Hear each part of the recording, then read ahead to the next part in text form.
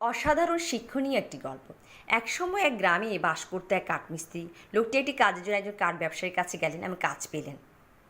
তার বেতন ভালো ছিল এবং কাজের অবস্থাও ভালো ছিল, এবং এই কারণে কাঠমিস্ত্রি কাজটিতে অধিক মনোযোগ দিতে চাইলেন। কাজের প্রথম দিনে তার মালিক তাকে একটি কুড়াল দিলেন এবং তাকে সেই জায়গাটি দেখালো যেখানে কাঠ কাটার কাজ করতে হবে। কাজের প্রথম দিন সন্ধ্যায় কাঠমিস্ত্রি 18টি গাছ কাটেন। তার মালিক তাকে তার কাজের জন্য অভিনন্দন জানালেন। লোকটি তার মালিকের কথা অনুপ্রাণিত বোধ করে, কাঠ কাটা আগের চেয়ে কঠোর পরিশ্রম করে এবং দ্বিতীয় দিনে মাত্র 16টি গাছ কেটে আনতে পারে। পরের দিন তিনি আরও কঠোর পরিশ্রম করলেন, কিন্তু এবার মাত্র 13টি গাছ কেটে আনতে পারলেন। অনেক চেষ্টা করেও দিনে দিনে গাছ কাটার সংখ্যা কমতে থাকে। এই কারণে কাঠমিস্ত্রির খুব খারাপ লাগলো।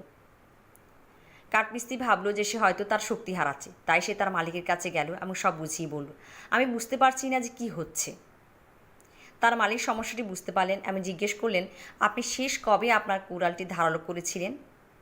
কাঠমিস্ত্রি উত্তর দিল, আমি গাছ কাটতে খুব ব্যস্ত ছিলাম বলে আমার কাছে কুড়ালটি ধার করার সময় ছিল না।